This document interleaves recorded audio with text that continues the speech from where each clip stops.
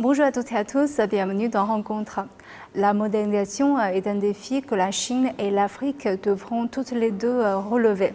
Alors aujourd'hui, nous allons parler de ce sujet avec trois invités africains qui viennent de domaines différents. Et je vais commencer par M. Martin Ezima qui vient du Gabon. Bonjour, Monsieur Ezima. Bonjour. Quelle est votre conception de la modernisation à la fois en Afrique et en Chine? Très bien, je vous remercie pour cette question. Je vais d'abord me présenter. Je suis Martin Ezima. J'occupe une double fonction au Gabon. Je suis gabonais. Je suis d'abord professeur de philosophie à l'université Omar Bongo et à l'école normale supérieure de Libreville. Ensuite, j'occupe des fonctions politiques. Je suis le directeur de cabinet du secrétaire général du Parti démocratique gabonais, qui est un parti ami de la Chine depuis Mao. Pour qu'il y ait d'abord modernisation, il faut de l'innovation et de la technologie. La politique chinoise est une bonne politique parce que sa modernisation se repose sur d'abord la stabilité politique. Le Parti communiste, qui est un parti au pouvoir, associe les autres partis pour la décision collective du bien-être de la population. C'est une démocratie inclusive parce qu'elle fait partie aussi bien les habitants dans la prise de décision, représentés par les élus locaux. Il y a aussi une agriculture poussée qui fait en sorte que le peuple chinois ne souffre pas de faim. Elle a atteint une autosuffisance alimentaire. Et donc, il n'y a pas d'agriculture sans l'industrialisation. L'industrialisation, c'est la mécanisation poussée pour aider les paysans à cultiver plus et à vendre plus. En Afrique, il n'y a pas encore de modernisation. La modernisation voudrait simplement dire qu'il y ait de l'innovation, qu'il y ait de la technologie pour la transformation de notre économie. Au Gabon ou en Afrique, on exporte un peu tout qui vient de l'étranger. Et le modèle chinois est un modèle de développement que l'Afrique doit pourtant tirer profit parce que l'Afrique et la Chine sont des amis depuis de longue date. Donc, je répète encore, ce qui fait la force de la Chine, c'est d'abord un peuple qui travaille, un peuple qui a l'amour de sa patrie, un peuple qui innove, qui réfléchit pour sortir de sa condition. L'Afrique et la Chine, dans les années 70, avaient le même degré, le PIB était le même. La Chine a pris son envol. En 1978, on a vu la Chine éclore. Et lorsque j'étais en Chine ici, surtout à Dinois, j'ai vu une industrie d'automobile chinoise, Leapmotor, qui fait des voitures de grandes marques et de grande qualité. Et donc, l'Afrique doit se mettre à l'école de la Chine pour apprendre sa technologie. Il faudrait que les Chinois nous aident à sortir de notre sous-développement, de notre pauvreté. Alors, vous avez évoqué tout à l'heure le problème de la modernisation en Afrique. Pourquoi il y a ce problème? Alors, le problème de l'Afrique, d'abord, c'est une Afrique qui a plusieurs pays, qui a plusieurs nationalités et qui appartient à la colonisation d'autres pays. Par exemple, au Gabon, c'était la colonisation française. On n'a pas eu la même colonisation et donc on n'a pas la même vision du monde. Et ensuite, ce qui nous empêche à nous développer, ce sont des pays occidentaux. L'impérialisme occidental. À chaque fois que l'Afrique veut se développer, il y a des guerres. Et lorsqu'il y a des guerres, on ne peut pas travailler. Il y a une instabilité politique. Je vous donne pour exemple à l'est de la RDC, à Kisangani, où il y a des minerais. Là-bas, c'est un champ de guerre entre le Rwanda et la RDC. Et le Rwanda est armé par des puissances impérialistes occidentales pour piller les matières premières de l'Afrique. Or, la Chine, c'est une coopération gagnant-gagnant. Ce sont nos amis. Il faudrait que la Chine nous aide à nous développer. Il faudrait qu'il y ait un transfert de technologie pour l'Afrique.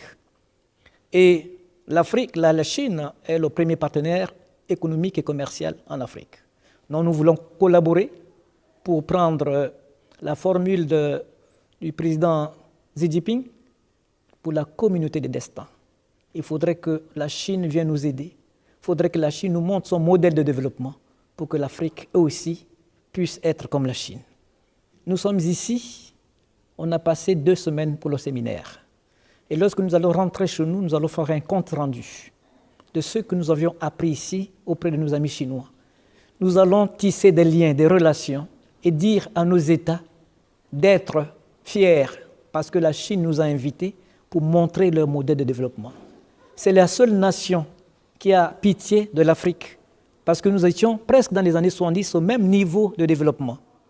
Et comme la Chine est un partenaire sincère et qui a une certaine ouverture sur le monde, je pense que l'Afrique doit beaucoup gagner à tirer les expériences de la Chine. Je vous remercie, M. Etima, parce que là, vous avez évoqué l'innovation et nous allons ensuite avoir un autre invité qui va nous parler justement de l'innovation. Je vous remercie, madame. Bonjour, Monsieur Inchasso. Alors, on va parler justement de l'innovation avec vous parce que vous travaillez pendant très longtemps dans ce domaine-là. Donc, quel est selon vous le rôle de l'innovation dans la modernisation et quelle est votre expérience là-dessus?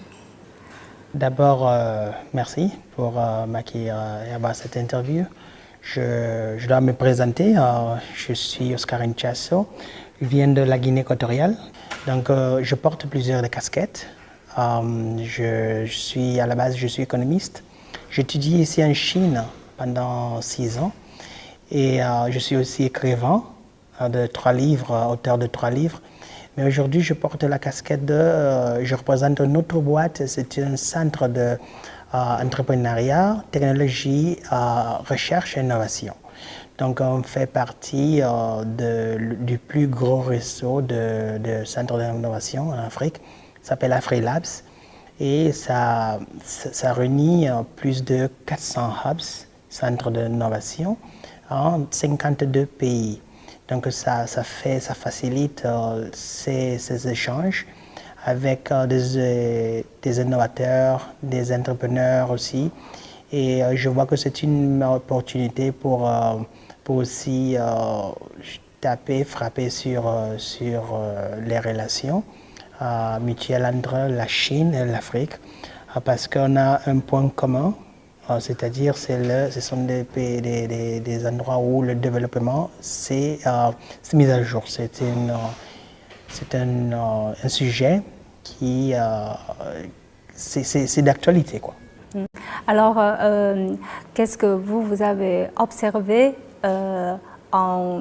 ici en Chine pendant votre voyage en Chine et pendant le processus que vous travaillez avec vos partenaires chinois? Comme je disais tout à l'heure, j'ai vécu ici 6 ans, pendant 6 ans, quand je faisais le métier d'économie. Et j'ai eu plusieurs séjours aussi en Chine après ça. Donc j'ai vu la Chine traverser la transition de quantité à qualité. Donc on est maintenant là. Et c'est pour cela que on est là pour justement voir ce qui a bien fonctionné pour la Chine. Et on ne dirait pas copier-coller, mais on dirait plutôt adopter et adapter chez nous.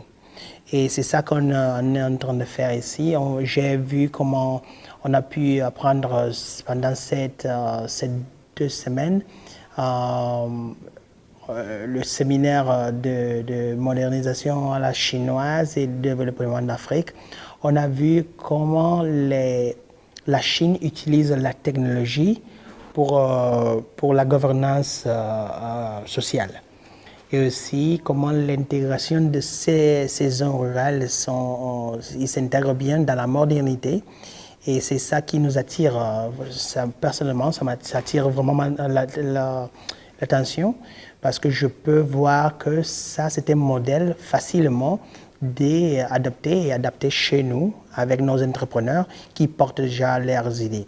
Vous voyez, il faut trouver la façon, la moyenne de transformer toutes les idées traditionnelles en numérique aujourd'hui. Je sais que vous avez aussi une société de communication, n'est-ce pas? Vous travaillez aussi dans la communication. Pourquoi avez-vous eu l'idée de créer une société de communication? Pourquoi c'est important pour vous? Oh, bien sûr, j'aime bien la question. Et c'est très important. Je crois que toute relation, la base de toute relation, c'est la communication. Dans ce genre des échanges entre l'Afrique et la Chine, ça doit partir d'une communication vraie et aussi on doit réussir à transformer les informations en connaissances. Ce n'est pas la même chose. On peut trouver les informations sur la Chine, à propos de la Chine, à propos de l'Afrique en ligne, mais si on ne réussit pas à transformer ces informations en connaissances, ça reste juste des informations. Donc, on a créé cette plateforme Africanian News pour faire le monde aussi savoir que l'Afrique, c'est plus que des animaux, il y a aussi des intellectuels. Donc, on réussit à frapper les portes, on parle avec les intellectuels, on parle avec les innovateurs et innovatrices aussi. On leur dit, raconte-nous ton histoire. Et après ça, on va publier, on va faire savoir que l'Afrique a aussi des opportunités d'investissement. Et c'est pour cela qu'on a créé cette plateforme. Parce qu'aujourd'hui, on est beaucoup sur les réseaux sociaux. Donc, pensez-vous que ça va un peu déformer un peu le paysage dans la communication et surtout, est-ce que ça va avoir une influence sur la relation ou la communication entre la Chine et l'Afrique? Parce que les deux parties sont quand même loin de l'un de l'autre. Parfois, on voit sur les réseaux sociaux des informations qu'on a du mal à vérifier. Oui, en toute façon, moi je crois que tout est complémentaire. Il faut aussi connaître, c'est pour cela qu'on est dans la recherche. Il faut savoir que les informations, comme je le disais tout à l'heure, ce sont juste des informations. Il faut les transformer en connaissances. C'est pour cela qu'on montre aussi aux jeunes comment chercher des informations fiables. Et du coup, les gens savent,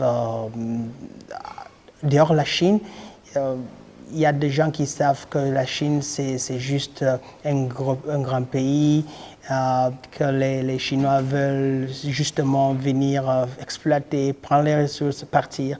Mais aussi, il faut que nous, on change le narratif, parce qu'on est des frères, on doit bien faire tout possible d'écrire l'histoire qu'on a vue, qu'on a vécu.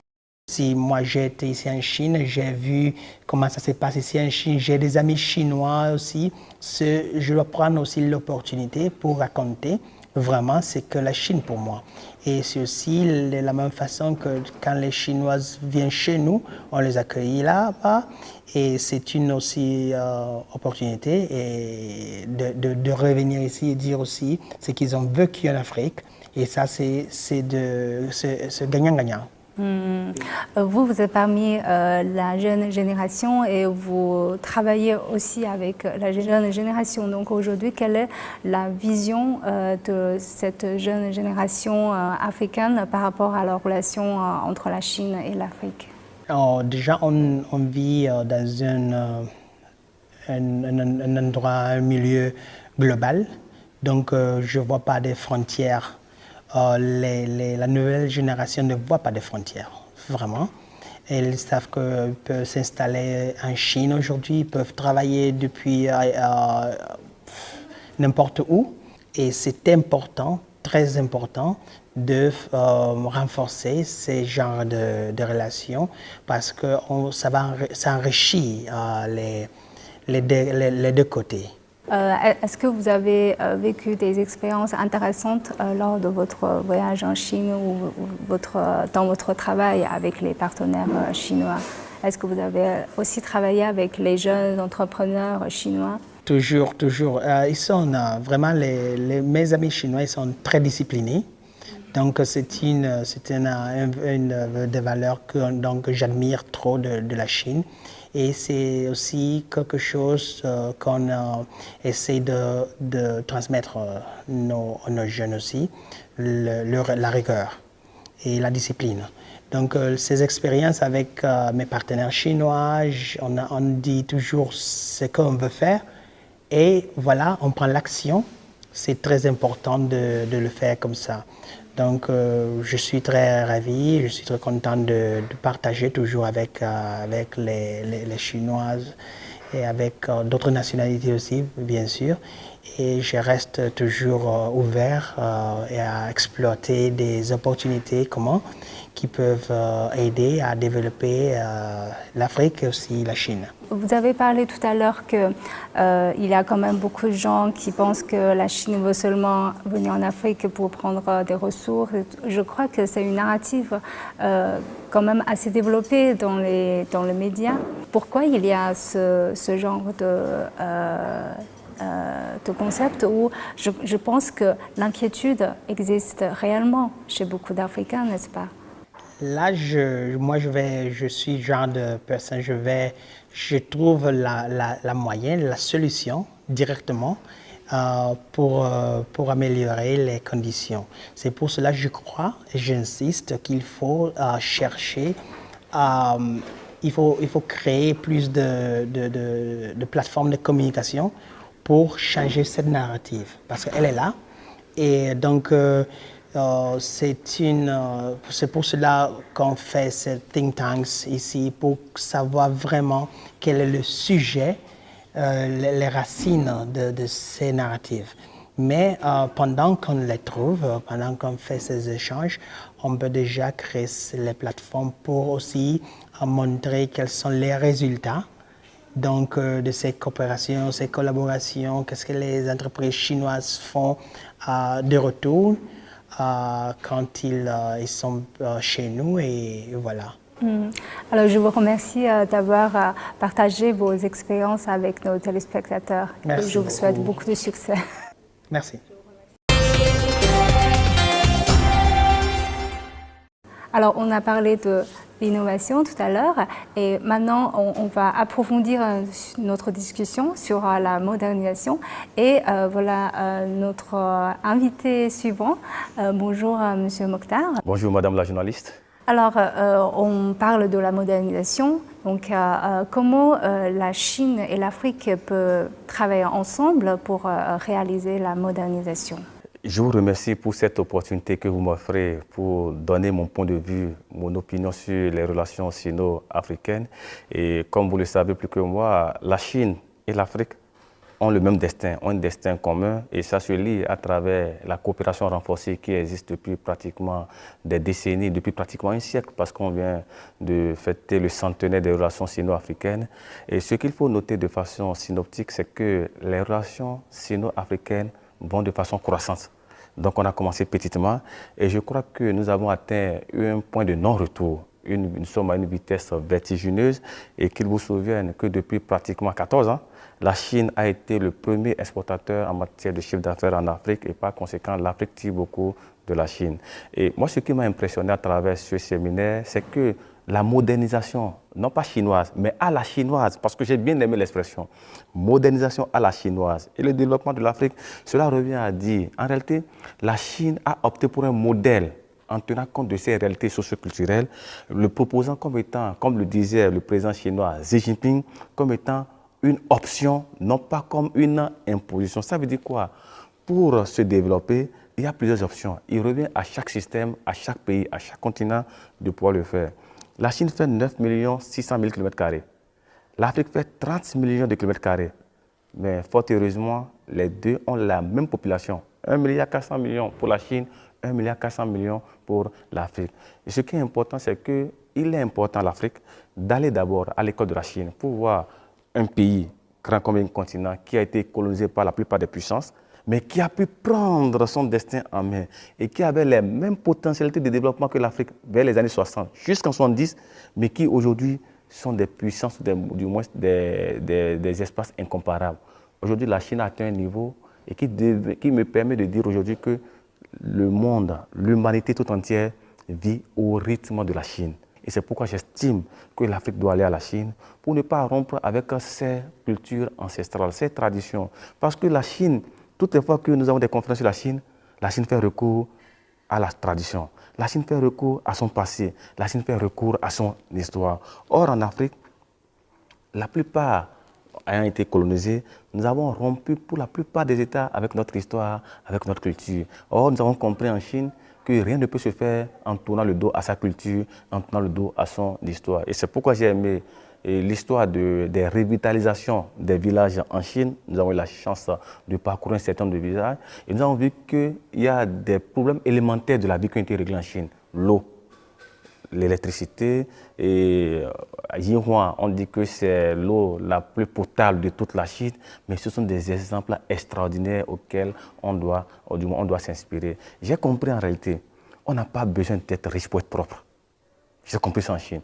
On n'a pas besoin d'avoir tous les moyens pour être propre. Le développement commence d'abord à la base. Ce qui est également important pour moi, que j'ai trouvé très bon, c'est la démocratie populaire. Les décisions pas du peuple pour aller au sommet, mais de l'extérieur, on n'a pas cette vision de la Chine. On a tendance à croire que l'on descend du sommet pour aller à la base, mais l'expérience chinoise nous a montré qu'il y a des assemblées populaires qui décident et qui permettent d'implémenter tout ce qu'ils ont comme problème dans leur localité et le faire remonter en haut. Et j'estime que c'est des aspects positifs qu'on doit également connaître. Mais l'autre côté également, c'est que nous voulons collaborer. Comme dans les documents officiels on le dit, c'est un destin de communauté. Mais pour un destin de communauté, l'impression que moi j'ai eue, c'est que sur certains aspects, la Chine ne connaît pas l'Afrique et l'Afrique non plus ne connaît pas concrètement. Il faut avoir plus d'échanges. Et surtout dans votre domaine de l'éducation, qu'est-ce qui va se passer? Ça c'est très intéressant. Dans le domaine de l'éducation, moi j'ai pensé à deux pistes. La première piste, moi, les pays francophones africains sont dans un espace qu'on appelle le Conseil africain et malgache pour l'enseignement supérieur. Nous avons 19 pays en Afrique francophones qui ont harmonisé leur système d'enseignement supérieur et qui permet alors de pouvoir évoluer dans les grades et reconnu comme compétence au niveau international et qui permet de recruter des professeurs de réputation planétaire. Je crois que la Chine peut, dans ce cadre de coopération académique, peut nouer des accords avec le Conseil africain bagage pour l'enseignement supérieur. La deuxième piste que moi j'estime, c'est qu'il faut également penser à un forum sino-africain pour les ministres de l'enseignement ou de l'éducation. C'est quoi ce forum? Pour moi, ce forum permet alors aux deux puissances, aux deux pays, à la Chine et à l'Afrique, de se connaître mutuellement, tant du point de vue académique sur les programmes, c'est-à-dire quoi? Vous avez ce forum, l'Afrique a son forum, la Chine est une puissance qui est en train d'évoluer, l'Afrique également a ses réalités. La Chine, dans toutes les universités africaines, dans la plupart, j'ai vu des instituts d'études africaines, mais qui ne sont pas suffisamment outillés, qui ne connaissent pas les réalités africaines. J'ai été par exemple à Hangzhou, à l'université normale de Hangzhou, notamment à l'école de commerce, où ils font le commerce, mais ils ne connaissent pas le droit WADA. Mais c'est catastrophique. Vous ne pouvez pas faire le droit en Chine au niveau international et ne pas connaître le droit de l'Organisation pour l'harmonisation en Afrique du droit des affaires. C'est la seule organisation au monde où vous avez 17 États qui ont la même législation en matière d'affaires, en matière de commerce et qui permet d'avoir une sécurité judiciaire et juridique. Donc c'était important. Et c'est pourquoi j'estime que s'il y a ce forum sino-africain sur les ministres de l'éducation, ça permet à la Chine de dire voici mes besoins dont j'ai besoin dans vos États et aussi également aux États africains de dire en retour voici les besoins que nous avons. Nous avons dans nos systèmes des politiques d'enseignement qui parlent de la Chine, mais nous n'avons pas des spécialistes de la Chine pour enseigner ces matières. Et c'est à l'occasion de ce forum que les ministres des deux parties, de l'Afrique et de la Chine, peuvent s'entendre pour dire leurs priorités en matière d'éducation et ça permet également quelque part de déconstruire certaines pensées qui laissent à croire que la Chine n'est rien ou que l'Afrique c'est la guerre, c'est la famine, non, c'est tout ce que vous voulez comme maladie, épidémie. Ça permet de voir l'Afrique sous d'autres angles, sous le plan académique, sous le plan culturel et sous d'autres angles également qui permettront de renforcer davantage. Et je crois que pour moi, sur le plan académique, sur le plan de l'éducation, c'est très important pour nous qu'il y ait cette collaboration. Et c'est pourquoi moi, à titre personnel, j'ai prévu, ou du moins j'ai suggéré qu'il y ait ce forum sino-africain pour les ministres de l'éducation qui permettrait de se voir de façon périodique et également qui ira très loin. Ça permet aujourd'hui aussi de faire des formations co-diplômantes entre l'Afrique et la Chine. C'est-à-dire quoi? Les universités vont entrer en partenariat. vont s'entendre sur les curricula. Il y aura mobilité des étudiants entre la Chine et l'Afrique, une partie en Afrique, une partie en Chine. Et vous allez voir, ça permettrait également de changer les tendances et permettrait de connaître réellement. Parce que le Chinois qui fait le droit africain en Chine et l'Africain qui fait le droit chinois en Afrique, lorsqu'ils ne font pas cette, du moins... On ne connaît pas la réalité. Vous n'avez pas les mêmes réalités. Ça veut dire qu'on va étudier l'Afrique en dehors de l'Afrique et la Chine en dehors de l'Afrique. Il faut qu'il y ait ce forum et également ces formations co-diplômantes pour permettre aux universités, et c'est ce que j'ai suggéré à l'occasion de mes interventions. Nous, à l'Université de Parakou, l'université dans laquelle je suis doyen de la faculté de droit et de sciences politiques de l'Université de Parakou, nous sommes ouverts pour tout partenariat, pour tout contact avec toutes les universités chinoises pour faire des formations co-diplômantes, et nous avons des programmes également sur la Chine. Et je crois que c'est l'une des meilleures pistes pour implémenter également les expériences de nos deux puissances dans chacune de nos écoles et dans chacune de nos universités.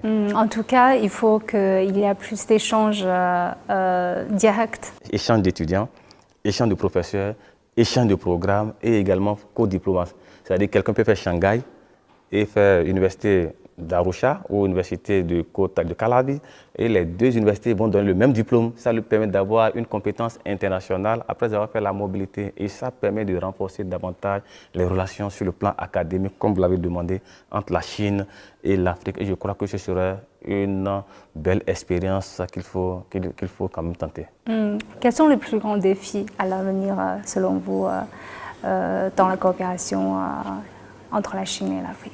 Oui, vous savez, c'est vrai, on parle de l'Afrique, mais nous, parfois, on parle de plusieurs Afriques parce que nous avons d'abord les barrières linguistiques, nous avons plusieurs organisations régionales. Vous avez l'Afrique du Nord, vous avez l'Afrique occidentale, vous avez l'Afrique centrale, vous avez l'Afrique orientale, vous avez l'Afrique australe. Et chacune de ces Afriques, quand je parle d'Afrique, n'a pas forcément les mêmes ambitions, les mêmes priorités. Et je crois que j'ai suivi une communication il y a environ une semaine où un communicateur disait que, par exemple, en Afrique de l'Ouest, on peut faire le socle de l'industrie pétrolière dans la zone ouest africaine. Je crois qu'il y a un expert chinois qui a fait des communications en tenant compte des domaines de chaque organisation régionale africaine pour dire qu'il faut développer des secteurs et ne pas avoir dans un même espace le même secteur. C'est le premier défi, parce que c'est le développement. Mais par rapport à ce développement, je crois qu'il faut que l'Afrique également, quelque part, nous travaillons, parce que nous ne travaillons pas suffisamment. J'ai démontré au cours d'une communication que les deux vallées les plus riches au monde sont en Afrique. C'est le Nil, première vallée plus riche au monde, qui peut nourrir toute l'Afrique. La deuxième vallée la plus riche, c'est dans mon pays, c'est la vallée de Lomé. Vous pouvez voir sur les cartes. C'est les deux vallées les plus riches au monde, qui peuvent nourrir toute l'humanité. Mais malheureusement, ces vallées ne sont pas exploitées. Donc je crois que c'est un défi très important. Et l'autre défi également, ce sont les crises en Afrique, que ce soit les crises politiques, les crises ethniques, les conflits, parce que vous savez, on ne peut pas se développer en étant en permanence en conflit. Or aujourd'hui, en Afrique de l'Ouest, la plupart des pays, le nombre de pays sont confrontés par le terrorisme. C'est vrai, le terrorisme, que ce soit au Bénin, au Burkina, au Mali. Dans ce cas, quand vous allez parler de développement, même quand vous allez inviter la Chine à aller dans ces zones, la Chine aura du mal à aller parce que ce n'est pas encore stable. Donc je crois que le premier facteur, le premier défi que nous avons d'abord dans la plupart des pays, c'est la stabilité. Que ce soit la stabilité, la paix, la stabilité politique. Et si on a cette stabilité, je crois qu'on peut amorcer un développement radieux pour permettre à l'Afrique également d'émerger. Et également à la Chine, après tout, de pouvoir tirer l'Afrique pour le hisser également au niveau du développement. Parce que les deux ont la même communauté. L'Afrique a été très importante pour la Chine et la Chine également se montre très importante vis-à-vis de l'Afrique parce que c'est grâce à l'Afrique que vers les années 72, la Chine a pu gagner le Conseil de sécurité en délaissant Taïwan des 5 membres permanents du Conseil de sécurité. Et à travers également la conférence de Bandung,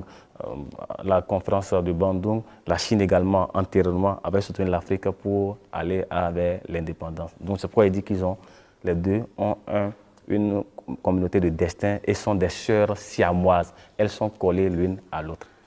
Je vous remercie d'avoir partagé vos points de vue avec nos téléspectateurs. Je vous remercie. Merci beaucoup, madame. C'est moi qui ai été honoré d'intervenir dans votre prestigieuse et grandiose chaîne de réputation planétaire.